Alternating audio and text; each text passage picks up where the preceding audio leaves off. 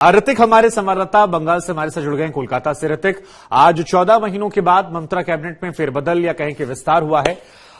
जरा बताइए दर्शकों को क्या क्या प्रमुख बातें रहीं, क्योंकि बाबुल सुप्रियो के बारे में तो सभी जानते हैं, लेकिन इसके अलावा और क्या क्या फैक्टर रहे जो यहां पर नजर रखने वाले हैं।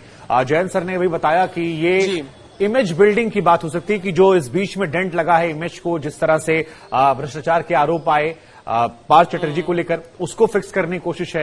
कैबिनेट रीशफल हो सकता है, आगे क्या कुछ बदल सकता है। तो जरा एक बार आप ओवरऑल एनालिसिस कीजिए आज को लेकर और किसको क्या पोर्टफोलियो मिलेगा उसे लेकर। जी बिल्कुल, देखिए शुभांकर, जयंतदा जो जिस बात के जिक्र कर रहे थे, यानी ये बहुत ही महत्वपूर्ण फैसला लिया गया है जब पार्थ चटर्जी को हटाया गया, उनको गिरफ्तार किया गया है और एक अहम थे ममता बनर्जी के जो सरकार है, जो कैबिनेट है उसमें। और आज जो फेरबदल किया गया है, कई सारे नए चेहरे आए हैं, उनमें से बाबुल सुप्रियो अहम है क्योंकि वो केंद्रीय मंत्री हुआ करते थे। आप जानते हैं कि उन्होंने अलविदा कह दिया था बीजेपी को नहीं बल्कि राजनीति को भी। उसके बाद उन्हें विधायक बनाया गया, फिलहाल वो मंत्री पद संभालेंगे। आज उन्होंने शपथ लिया। स्नेहाशीष चक्रवर्ती दूसरा नाम है, पार्थो भौमिक तीसरा नाम है जो कैबिनेट मिनिस्टर बनेंगे। उदयन गुहो उत्तर बंगाल से आते हैं। आप जानते हैं कि वहां पर बीजेपी का दबदबा है और कोच बिहार में आने वाले दिनों में, खासकर उत्तर बंगाल में आने वाले दिनों में पंचायत चुनाव भी होना है। तो इसको मद्देनजर रखते हुए उदयन गुहो को मंत्री बनाया जा रहा है।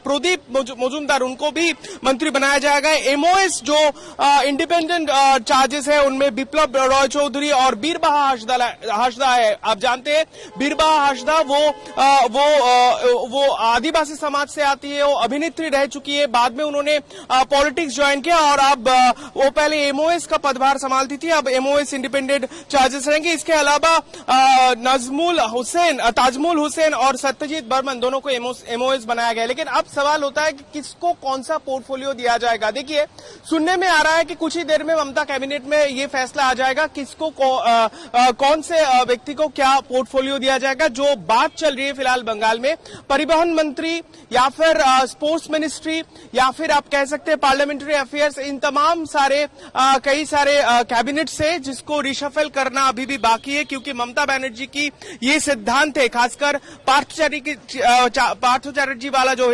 किस्सा सामने आया है उसके बाद वो नहीं चाहते हैं कि जो एक मंत्री कई सारे पदभार संभाले हुए हैं उनको और कामों के बोझ बढ़ाई जाए। तो यानी यहाँ पर कोशिश की जाएगी, जैसे हमने जिक्र किया, उदयन गुहो को सुनने में आ रहा है कि वो उनको उत्तर बंगाल डेवलपमेंट जो बोर्ड है, जो डिपार्टमेंट है, वहां पर शरीक किया जाएगा। हो सकता है बीरबहा हाशदा जो पहले से एमओएस फॉरेस्ट डिपार्टमेंट में थी और उनको फॉरेस्ट डिपार्टमेंट का पूर्ण मंत्री बना सकते हैं ममता बनर्जी। तो ये फैसला अहम हो सकता है, कुछ ही देर में सामने आ जाएगा। बाबुल सुप्रियो को एक अहम पोर्टफोलियो दिया जाएगा। अब वो ट्रांसपोर्ट होगा कि या फिर आप कह सकते हैं स्पोर्ट्स मिनिस्ट्री हो सकता है। इन सब चीजों पर बात चल रहा है, लेकिन ये जरूर है, ये अहम फैसला है। और ममता बनर्जी की तीसरी बार के लिए उन्होंने जैसे ही बंगाल की मुख्यमंत्री बनी, ये पहली रिशफल है। आप कह सकते हैं कि ये एक मेजर रिशफल है। हमने उनके मुख्यमंत्री के करियर में इतना बड़ा रिशफल के एक बार से उन्होंने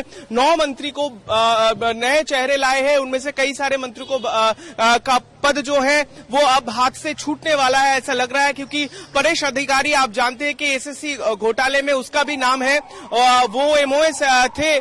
तो कहीं ना कहीं यहाँ पर उन पर भी हम समझ रहे हैं कि उनका पदभार उनसे छीनने जा रहा है, ऐसा खबरें हमारी ममता कैबिनेट से मिल रही है। तो बहुत अहम फैसला लिया जा रहा है और बहुत ही गौरतलब है, क्योंकि हम सबसे बारी बारी में बात किया, बाबुल सुप्रियो, तमाम नेता और तमाम जो आज जिन्होंने शपथ ली है राजभवन ने, सभी ने कहा कहीं ना कहीं ये जोर दिया जा रहा है कि नए चेहरे, उभरते हुए चेहरे, इनको और भी कैबिनेट में लाना है ताकि एक सुधार लाया जाए। क्योंकि आप जैसे हमने जिक्र किया कि कुछ दिन पहले जो हादसा फिलहाल बंगाल की राजनीति में जो चर्चा चल रही है, पार्थ चटर्जी, उनको गिरफ्तार किया गया है। कौन है ये पार्थ चटर्जी? जो ममता बनर्जी के सबसे करीबी रहा करते थे, उनके राजनीति के पुराने दिनों से, जब वो विरोधी दल नेत्री हुआ करते थे तब के दौरान, अब उन्हें हटाया गया है। तो इसके बाद ये फेरबदल बहुत ही अहम और महत्वपूर्ण माना जा सकता है। ठीक है।